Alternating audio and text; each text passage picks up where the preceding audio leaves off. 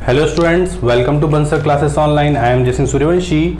Last lecture में student हम देख रहे थे कि लीफ के क्या फंक्शंस होते हैं। तो हमने दो फंक्शंस को डिस्कस कर लिया था बेटा कि लीफ फोटोसिंथेसिस में हेल्प करता है और लीफ के अंदर डिफरेंट पिगमेंट्स प्रेजेंट होते हैं जो जिसकी वजह से कलर अलग अलग होता है। ठीक है, एक पिगमेंट होता है जो कि हम देखा था ग्रीन कलर का, उसे बोलते हैं हम क्लोरोफिल पिगमेंट। और एक क्लोरोफिल पिगमेंट प्लांट के पार्ट को ग्रीन कलर प्रोवाइड करता है, साथ ही साथ में फोटोसिंथेसिस में भी हेल्प करता है। इसके बाद में हम आगे और कुछ पॉइंट लिखेंगे उन्हीं फंक्शंस में। ठीक है बेटा, तो लिखते हैं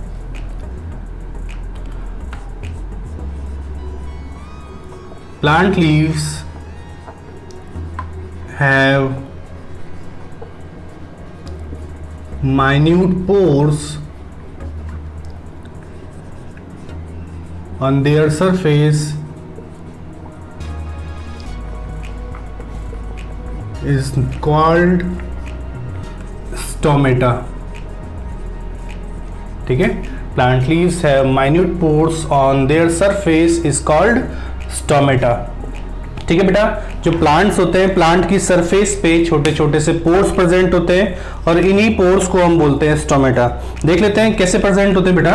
तो एक लीफ है, हम कैसी भी सिंपल लीफ बनाए थे बेटा, एक सिंपल लीफ बनाए थे और इस सिंपल लीफ पे आपको माइक्रोस्कोप से देखने पे छोटे छोटे से पोर्स दिखाई देते हैं इस तरीके से इस लीफ पे। ठीक है, ये मिडरिप प्रेजेंट है। ठीक है, ये जो है मिडरिप प्रेजेंट है, ये वेन्स प्रेजेंट है। ठीक है, कैसे भी वेन्स देख रहे हैं हम, अभी वेन्स वाला पार्ट नहीं दिख रहे हैं तो इसीलिए कैसे भी वेन्स बनाए थे। इसके अलावा यहाँ पर छोटे छोटे से पोर्स प्रेजेंट होते हैं माइक्रोस्कोपिक साइज के। ठीक है, plant leaves have minute pores on their surface is called stomata. बेटा अब हमने स्टोमेटा वाला पार्ट देखा, साथ ही साथ में हमने देखा कि स्टोमेटा यहाँ प्रेजेंट होते हैं लीफ की सरफेस पे।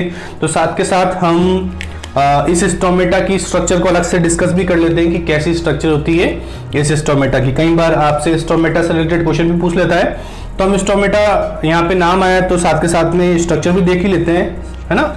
छोटी सी स्ट्रक्चर है तो देख लेते हैं बेटा स्ट्रक्चर ऑफ स्टोमेटा। देख लेते हैं कैसी स्ट्रक्चर होती है स्टोमेटा की। तो ये स्टोमेटा की स्ट्रक्चर कैसी होती है,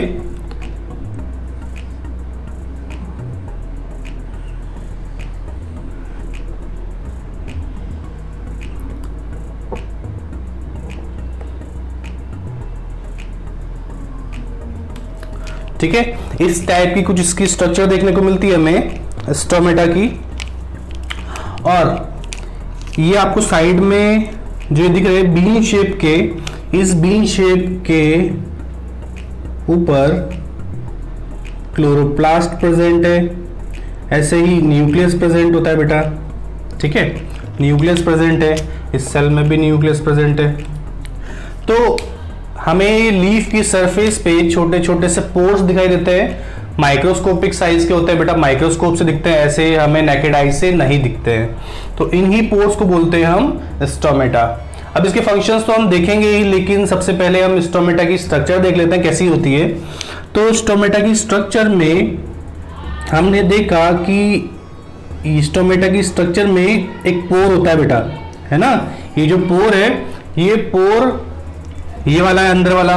ठीक है, और इस पोर के सराउंडिंग हमें देखने को मिल रहा है कि दो वॉल प्रेजेंट है, एक होती है बेटा आउटर वॉल और एक होती है इनर वॉल। तो हमें ये स्टोमेटल पोर है बेटा, ये बीच वाला पोर जो है यही पोर है वो। ठीक है, और इस पोर के सराउंडिंग हमें दो वॉल देखने को मिलती है, एक होती है बेटा आउटर वॉल, रेड कलर से लिखता हूं, ये होती है बेटा आउटर वॉल ऑफ स्टोमेटा और ये होती है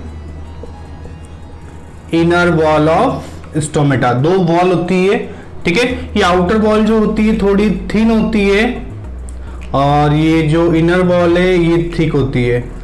ठीक है, ये भी इंपॉर्टेंट क्वेश्चन बन जाता है कि थिक वॉल कौन सी होती है, तो इनर वॉल।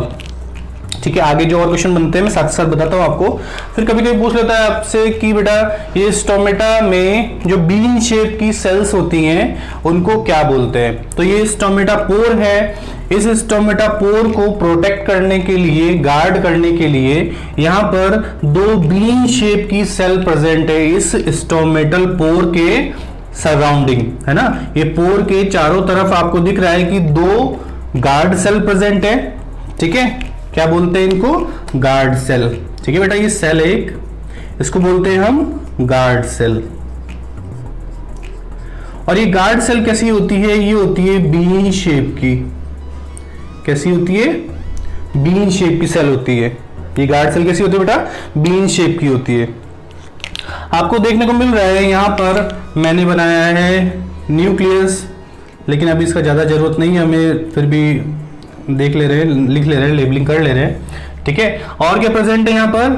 तो यहां पर प्रेजेंट है क्लोरोप्लास्ट। क्या प्रेजेंट है? क्लोरोप्लास्ट। ऐसे ही इस वाली गार्ड सेल में क्लोरोप्लास्ट प्रेजेंट है, ऐसे ही इस वाली गार्ड सेल के अंदर क्लोरोप्लास्ट प्रेजेंट होता है, ठीक है बेटा। अब और क्या चीजें प्रेजेंट है? तो इस स्टोमेटा के सराउंडिंग इसकी एपिडर्मिस प्रेजेंट होती है बेटा, ठीक है। इस स्टोमेटा पोर के सराउंडिंग इसकी एपिडर्मिस प्रेजेंट होती है। एपिडर्मिस क्या होती है बेटा? एपिडर्मिस जैसे हमारी बेटा स्किन है ना, तो स्किन क्या कर रही है? हमें प्रोटेक्ट करने का काम कर रही है। ऐसे ही प्लांट की बॉडी के ऊपर भी एक लेयर प्रेजेंट है, प्रोटेक्टिव कवरिंग प्रेजेंट है, उस कवरिंग को बोलते हैं हम एपिडर्मिस। तो ये है गार्ड सेल की एपिडर्मिस। लेबलिंग देख के करना बेटा, मैं दोबारा बता देता हूं एक बार, है ना। इसके बाद में हमने ये तो देख ही लिया, ये वाला क्या है? ये बीच में ये है स्टोमेटल पोर, स्टोमेटल पोर, ठीक है। समझ में आया बेटा? तो कई बार ये एपिडर्मिस सेल का दूसरा, एपिडर्मिस जो है बेटा, एपिडर्मिस का दूसरा नाम पूछ लेता है। इस एपिडर्मिस का दूसरा नाम है सब्सिडियरी। Subsidiary cell. तो एक बार दोबारा समझ लेते हैं हमने क्या बनाया है। हमने एक पोर बनाया बेटा, और इस पोर को बोलते हैं स्टोमेटल पोर, ठीक है। इस पोर को बोलते हैं स्टोमेटल पोर। ये जो आपको बीच में पोर दिख रहा है, ये यही वाले पोर है स्टोमेटा का, इसे बोलते हैं स्टोमेटल पोर। क्लियर? अब इस स्टोमेटल पोर के साथ में आपको दिख रहा है कि ये दो वॉल से कवर है, ठीक है। इसकी जो आउटर वॉल होती है वो कैसी होती है? थिन होती है, जबकि जो इनर वॉल होती है, अंदर वाली वॉल जो होती है, वो कैसी होती है? थिक। क्लियर? यहां तक समझ में आ गया हमें? दो वॉल है, एक थिक वॉल है, एक थिन वॉल है, ठीक है। जो थिक है वो कौन सी? अंदर वाली, इनर वॉल है। इसके बाद में ये जो पोर होता है, ये पोर किससे कवर होता है? तो पोर को कवर करने का काम, ये पोर के सराउंडिंग एक प्रेजेंट होती है बेटा सेल, जिसको बोलते हैं हम गार्ड सेल। क्या बोलते हैं? Guard cell. इसे कहते हैं हम गार्ड सेल। अब ये गार्ड सेल जो है ये बीन शेप की सेल है, और बीन शेप की है। कई बार पूछ लेता है कि गार्ड सेल का शेप कैसा होता है? तो बीन शेप का होता है, किडनी के शेप का होता है, ठीक है। कभी लिखा होता है बीन शेप, कभी लिखा होता है किडनी के शेप का, ठीक है। जैसे हमारी किडनी होती है इस शेप की, बीन शेप की, वैसे ही ये गार्ड सेल भी बीन शेप की होती है, किडनी शेप की होती है। अभी गार्ड सेल का फंक्शन क्या है? तो ये गार्ड सेल इस स्टोमेटल पोर को प्रोटेक्ट करने का काम करती है, गार्ड करने का काम करती है, इसीलिए इसका नाम है गार्ड सेल। इसीलिए बेटा क्या नाम है इसका? Guard cell. साथ ही साथ जैसे बेटा हर प्लांट सेल होती है, वैसे ही ये भी प्लांट के अंदर प्रेजेंट है, तो ये भी गार्ड सेल भी क्या है? एक प्लांट सेल है। तो ये इस गार्ड सेल के अंदर भी न्यूक्लियस प्रेजेंट है, क्लोरोप्लास्ट प्रेजेंट है। तो हमने लिख लिया ये न्यूक्लियस प्रेजेंट है और ये क्लोरोप्लास्ट यहां प्रेजेंट है। क्लियर? इसके बाद में हमने देखा कि इस गार्ड सेल के सराउंडिंग भी क्या प्रेजेंट है? एपिडर्मिस, ठीक है। एपिडर्मिस ऑफ दिस स्टोमेटा, ठीक है। ये स्टोमेटा की एपिडर्मिस प्रेजेंट है। अब हमने देखा कि ये एपिडर्मिस क्या होती है? तो जैसे हमारी स्किन हमें प्रोटेक्ट करने का काम करती है, प्रोटेक्टिव कवरिंग है, ऐसे ही ये प्लांट की जो एपिडर्मिस होती है, प्लांट की स्किन होती है, प्लांट को प्रोटेक्ट करने का काम करती है, एक प्रोटेक्टिव कवरिंग की तरह होती है, ठीक है। तो हमने ये सारे जो नाम है वो देख लिए, लेबलिंग आप सही से करना। इसके बाद देखते हैं बेटा हम किस तरीके से फंक्शनिंग होती है इस स्टोमेटा की। तो स्टोमेटा के जो पोर है कब ओपन होते हैं और कब क्लोज होते हैं बेटा, है ना। हमने देखा था एक प्रोसेस ट्रांसपिरेशन, क्लियर, हमने एक प्रोसेस देखा था ट्रांसपिरेशन कि जब भी फोटोसिंथेसिस होता है तो प्लांट की लीफ वाटर रिलीज करती है, और वाटर रिलीज करती है तो वाटर प्लांट की सरफेस पे आता कैसे, ठीक है। जब भी प्लांट फोटोसिंथेसिस करते हैं तो हमें बाई प्रोडक्ट मिलता है वाटर, ठीक है। लिखते हैं लास्ट में हम H2O, 6H2O। तो बेटा H2O जो है वाटर है, और ये वाटर लीफ की सरफेस पे आता कैसे, ठीक है। तो इन्हीं पोर से होते हुए लीफ की सरफेस पे आता है ड्रॉप्स की फॉर्म में, क्लियर है ना। ड्रॉप्स की फॉर्म में हमें वाटर यहां पे दिखाई देता है लीफ की सरफेस पे। तो ये वाटर इसी पोर से बाहर निकलता है, ठीक है। अब बेटा कभी कभी ये पोर ओपन होते हैं, कभी ये पोर क्लोज होते हैं, ठीक है। तो opening and closing of stomata किस तरीके से होती है, कैसे स्टोमेटा ओपन होते हैं और कैसे क्लोज होते हैं। ऐसा नहीं कि हर टाइम ओपन ही रहेंगे, अगर हर टाइम ओपन रहेंगे तो क्या होगा, जितना भी वाटर है प्लांट के अंदर वो सारा बाहर निकल जाएगा, प्लांट ड्राई हो जाएगा, ठीक है। प्लांट ड्राई हो जाएगा, प्लांट की बर्निंग हो जाएगी, जल जाएगा प्लांट, ठीक है। क्योंकि सन से प्रोटेक्ट करने के लिए, कूल रहने के लिए ये वाटर बाहर रिलीज होता है ताकि प्लांट की बॉडी जो है उसमें कूलिंग हो जाए, ठीक है। तो जैसे ही वाटर इस गार्ड सेल के अंदर आएगा बेटा, क्योंकि प्लांट की रूट्स जो होती है वो वाटर को एब्जॉर्ब करती हैं, जैसे ही वाटर प्लांट के अंदर आएगा और इन गार्ड सेल के अंदर आएगी, गार्ड सेल कैसे हो जाएगी, ये गार्ड सेल फूल जाती है, ठीक है। ये गार्ड सेल कैसे हो जाएगी, फूल जाएगी। और जैसे बेटा ये गार्ड सेल फूलेगी तो ये पोर जो है ये ओपन हो जाएगा, ठीक है। तो जैसे ही वाटर इसके अंदर एंटर होगा, ये स्टोमेटल पोर खुल जाएगा। क्यों, क्योंकि गार्ड सेल स्वेल हो जाती है। ये गार्ड सेल कैसे हो जाती है, स्वेल हो जाती है, फूल जाती है, ठीक है। अब क्लोजनिंग कैसे होगी बेटा, बंद कब होता है ये पोर, तो जैसे ही इस पोर से वाटर बाहर रिलीज हो जाएगा ट्रांसपिरेशन के थ्रू, तो ये गार्ड सेल कैसे हो जाएगी, सिकुड़ जाएगी। अब बेटा आप सोच रहे होंगे कि ये वाटर बाहर निकलता क्यों है, तो वाटर बाहर निकलता है इसलिए बेटा क्योंकि अगर इस गार्ड सेल के अंदर जरूरत से ज्यादा वाटर स्टोर हो जाएगा तो गार्ड सेल फट सकती है, बर्स्ट हो सकती है। तो इसको बर्स्ट होने से बचाने के लिए ये गार्ड सेल एक्सेस वाटर को बाहर रिमूव कर देती है, जितना भी एक्सेसिव वाटर होता है उसको बाहर निकाल देती है। और जब वाटर बाहर निकलता है, वाटर का लॉस होता है, इसी प्रोसेस को बोलते हैं हम ट्रांसपिरेशन प्रोसेस। तो हमने देखा कि ट्रांसपिरेशन प्रोसेस इस स्टोमेटा के थ्रू होता है। किस तरीके से ओपनिंग और क्लोजनिंग होती है, ध्यान से सुनना बेटा, बहुत इंपॉर्टेंट पार्ट है ये। इसके बाद में फर्स्ट तो देख लिया हमने कि लीफ जो है, मतलब अल्टीमेटली क्योंकि लीफ के अंदर प्रेजेंट है ये स्टोमेटा, है ना, तो लीफ जो है बेटा ट्रांसपिरेशन में हेल्प करती है, या फिर बोल सकते हैं कि ये जो स्टोमेटा है ये ट्रांसपिरेशन में हेल्प करता है, क्लियर। इसके बाद देख रहे हैं हम कि यहां पर क्लोरोप्लास्ट भी है, ठीक है। और क्लोरोप्लास्ट क्या होता है, हमें बिल्कुल पता है कि क्लोरोप्लास्ट एक टाइप है प्लास्टिड का, है ना, एक सेल ऑर्गेनेल है, सेल के अंदर प्रेजेंट होता है, प्लांट सेल के अंदर। और इस क्लोरोप्लास्ट के अंदर ही क्लोरोफिल पिगमेंट प्रेजेंट होते हैं। क्या होता है बेटा, क्लोरोफिल पिगमेंट प्रेजेंट होते हैं। अब ये क्लोरोफिल पिगमेंट फोटोसिंथेसिस में हेल्प करेंगे, मतलब सनलाइट एनर्जी को कैरी करेंगे, CO2 को एब्जॉर्ब करेंगे, साथ ही साथ में वाटर को भी यूज करेंगे, और क्या बनाएंगे, तो कार्बोहाइड्रेट या फिर फूड का फॉर्मेशन करेंगे, ठीक है। तो हमने दो फंक्शन देख लिए कि ट्रांसपिरेशन करता है और क्या करता है, फोटोसिंथेसिस, ठीक है। साथ ही साथ बेटा आपको पता है कि जैसे हम सांस लेते हैं, हमें ऑक्सीजन बहुत जरूरी है जिंदा रहने के लिए, है ना, हमारी लाइफ के लिए। ऐसे ही ये प्लांट भी बेटा लिविंग ऑर्गेनिज्म है, इन प्लांट को भी सरवाइव करने के लिए ऑक्सीजन की जरूरत है। अब इनके पास तो नोज नहीं है ना, जैसे हमारे पास में नोज है, इन प्लांट्स के पास तो नोज नहीं है, लेकिन प्लांट में अलग अलग पार्ट में कुछ स्ट्रक्चर्स प्रेजेंट होती है जिसके थ्रू वो रेस्पिरेशन करते हैं बेटा, ठीक है। हम लिख लेंगे साइड में इस तरीके से, एक साइड में लिख लेंगे बेटा कि प्लांट्स में कौन कौन सी स्ट्रक्चर होती है इसके थ्रू वो रेस्पिरेशन करती है। तो बेटा ऐसे ही हम लिखेंगे लीफ के लिए, लीफ में क्या स्ट्रक्चर होती है।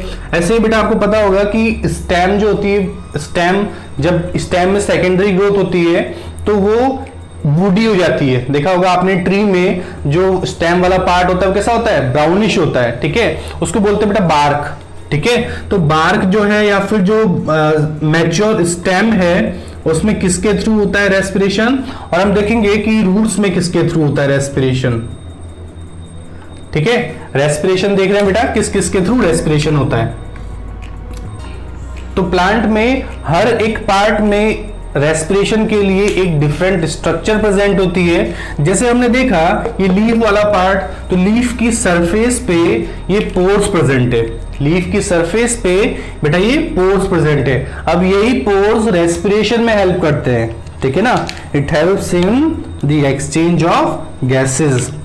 तो लीफ पे क्या होते हैं, स्टोमेटा, क्या होते हैं बेटा लीफ पे, स्टोमेटा, और यही स्टोमेटा गैसेस एक्सचेंज में हेल्प करते हैं, रेस्पिरेशन में हेल्प करते हैं। स्टेम में भी बेटा ऐसे छोटे छोटे से पोर्स होते हैं, उन पोर्स को बोलते हैं हम लेंटिकल्स। क्या बोलते हैं, लेंटिकल्स, क्या बोलते हैं, लेंटिकल्स।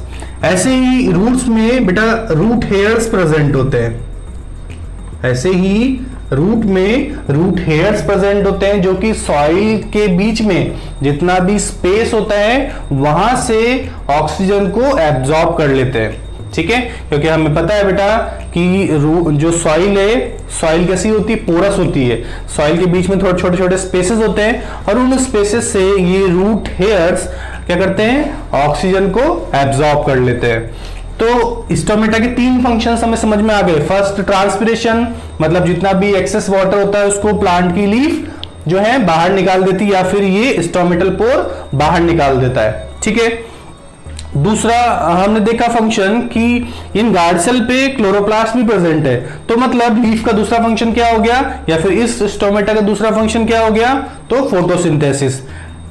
तीसरा फंक्शन बात करें बेटा, तीसरा फंक्शन क्या हुआ, तो हमने देखा कि ये जो पोर है वो गैसेस एक्सचेंज में भी हेल्प कर रहा है बेटा। जैसे हमारे जो नेजल पोर है ना, जो नाक के छेद होते हैं बेटा, वो क्या करते हैं, ऑक्सीजन को क्या करते हैं, इनहेल करने में हेल्प करते हैं। ऐसे ही प्लांट की लीफ पे भी ये पोर्स प्रेजेंट है और ये पोर्स क्या करते हैं, ऑक्सीजन को इनहेल करने में हेल्प करते हैं, ऑक्सीजन को एब्जॉर्ब करने में हेल्प करते हैं, ठीक है। तो लीफ पे स्टोमेटा प्रेजेंट है, स्टेम पे लेंटिकल्स प्रेजेंट है और रूट्स रूट हेयर के थ्रू रेस्पिरेशन करते हैं। इसको नोट डाउन कर लीजिए बेटा।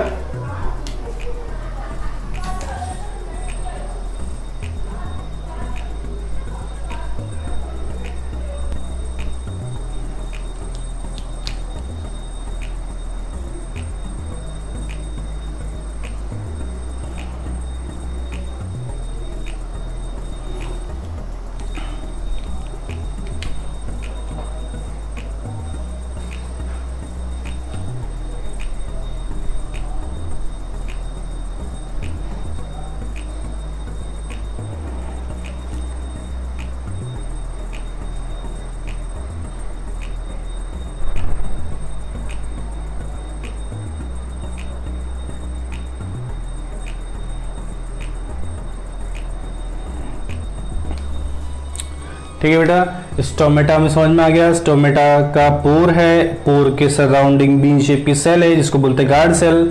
जैसे ही गार्ड सेल के अंदर वाटर होता है ये स्वेल हो जाती है और क्या करती है, स्टोमेटा का पोर जो है वो ओपन हो जाता है, ठीक है। अब जब ज्यादा वाटर होगा तो ज्यादा वाटर को बाहर निकाल दिया जाएगा और जब इसी वाटर के लॉस होगा तो उस प्रोसेस को बोलते हैं हम ट्रांसपिरेशन। कई बार पढ़ा है हमने।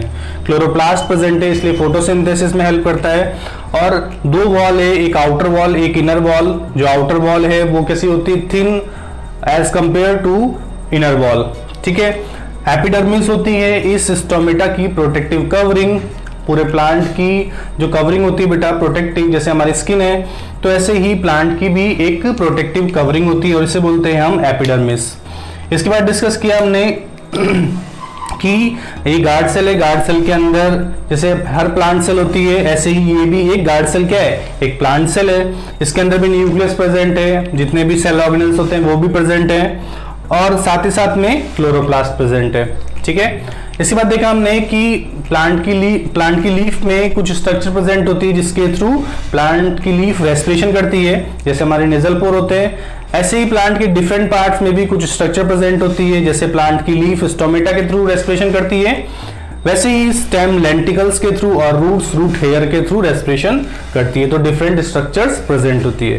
कुछ और पॉइंट्स लिखते हैं इसको रफ करके।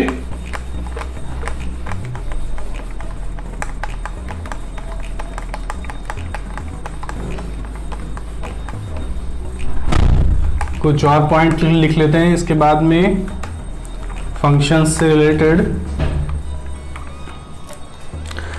तो लिख लेते हैं इसके बाद functions of stomata. Functions of stomata, ठीक है। ये तो आपको समझ में आ गया कि स्टोमेटा पोर ओपन और क्लोज कब होता है, कैसे ओपनिंग एंड क्लोजनिंग होती है। तो जब वाटर अंदर मूव करता है तो क्या होती है, ओपनिंग, और जब बाहर रिलीज होता है ट्रांसमिशन के थ्रू तो क्लोजनिंग होती है, ठीक है। 3 फंक्शन है इसके, 3 फंक्शन है इस स्टोमेटा के, अभी हमने डिस्कस किए थोड़ी देर पहले, ठीक है। It helps in exchange of gases, ठीक है। It helps in exchange of gases. साथ ही साथ में ये जो है ट्रांसपिरेशन में भी हेल्प करता है बेटा। किस में हेल्प करता है, ट्रांसपिरेशन में। मतलब क्या करता है, वाटर लॉस करता है, ठीक है। एक्सचेंज ऑफ गैसेस हो गया, ट्रांसपिरेशन हो गया,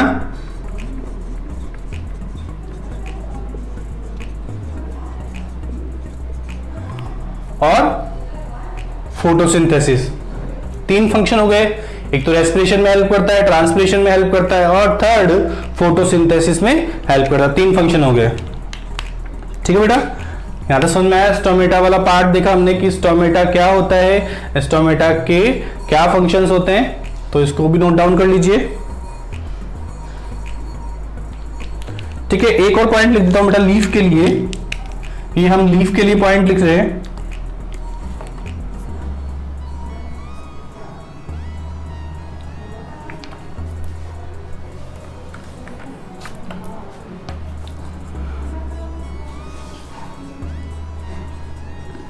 Plant leaves helps in the vegetation, ठीक है। ये प्लांट की लीव्स जो है वो किस में हेल्प करती है, वेजिटेशन में हेल्प करती है, ठीक है। जैसे किस प्लांट में, तो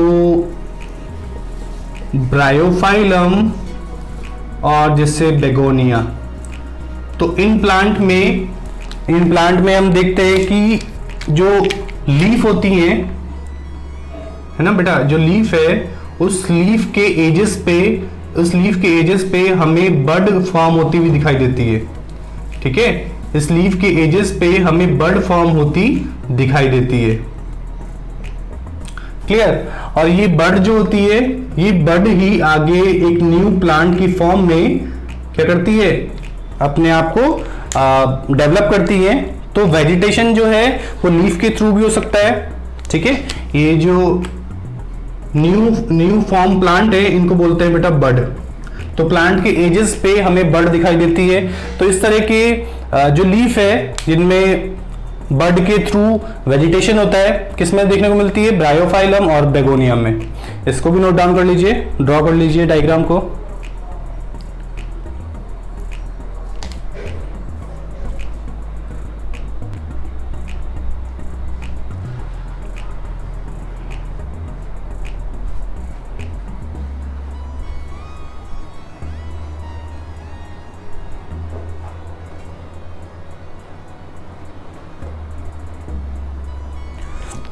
ठीक है बेटा, इसको रफ कर रहा हूं मैं। इसके बाद में कुछ मॉडिफिकेशंस देख लेते हैं हम लीफ के, किस किस फॉर्म में लीफ मॉडिफाई होती है।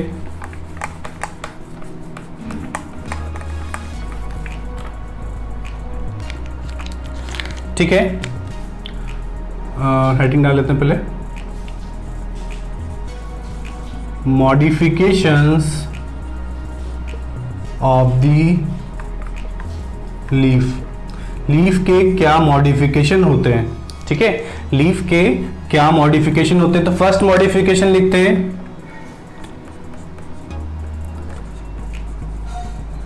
in some desert plants leaf is modified in the form of spines. ठीक है, in some desert plant leaf is modified in the form of spines. ठीक है, it helps the plants from grazing animals. ठीक है, साथ ही साथ reduce the rate of transpiration. ठीक है बेटा, जो डेजर्ट प्लांट्स होते हैं, डेजर्ट प्लांट्स में in some desert plants leaf is modified in the form of spines. तो वहां पर डेजर्ट प्लांट में देखा होगा बेटा आपने, कैक्टस में एग्जांपल लिख लेते हैं बेटा, जैसे कैक्टस बबूल हो गया बेटा, कैक्टस हो गया, बबूल हो गया. ठीक है, तो इन प्लांट्स में हमें देखने को मिलता है कि ये डेजर्ट प्लांट है. डेजर्ट प्लांट का मतलब क्या होता है बेटा, डेजर्ट प्लांट, या फिर कई बार लिखा होता है जीरोफिटिक प्लांट्स. ठीक है, साथ में और लिख लेना, कैसे plant, xerophytic plants. Desert plant को और क्या बोलते हैं, तो हमने देखा था बेटा कहां पर, एक जगह लिखा है हमने, जब हमने प्लांट के डिस्कस किया था हैबिटेट, तो हमने लिखा था वहां जीरोफिटिक प्लांट्स. ठीक है, याद करना.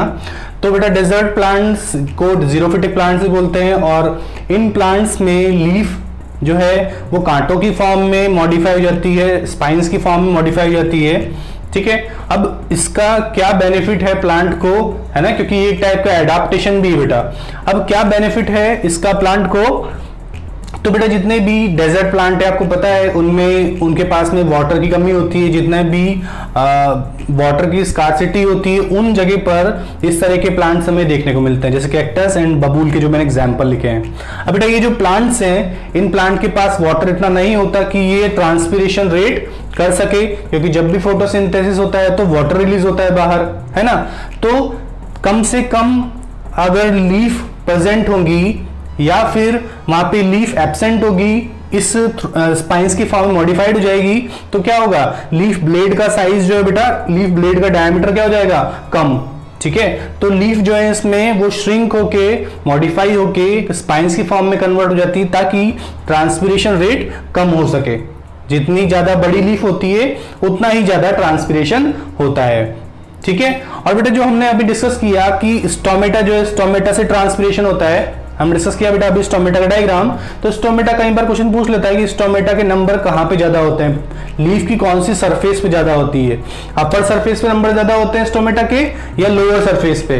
तो बेटा लोअर सरफेस पे नंबर ज्यादा होते हैं स्टोमेटा के, है ना, अपर सरफेस की कंपैरिजन में, क्योंकि अगर अपर सरफेस पे स्टोमेटा ज्यादा होंगे तो ज्यादा वाटर लॉस होगा और इसके थ्रू प्लांट जो है वो ड्राई भी हो सकता है. ठीक है, साथ के साथ जो स्पाइंस हैं वो जितने भी जानवर है बेटा, जितने भी एनिमल्स होते हैं, चढ़ने वाले एनिमल्स, घास खाने वाले एनिमल्स जितने भी होते हैं, कैटल्स जितने भी होते हैं, उनसे भी प्लांट को प्रोटेक्ट करता है. It helps the plant from grazing animals. ठीक है, तो ये कुछ हमने जीरोफिटिक प्लांट्स के एडेप्टेशन और क्या बेनिफिट मिला है इनको, ठीक है, लीफ के मॉडिफिकेशन से, तो वो लिखा है, इसको भी नोट डाउन कर लीजिए.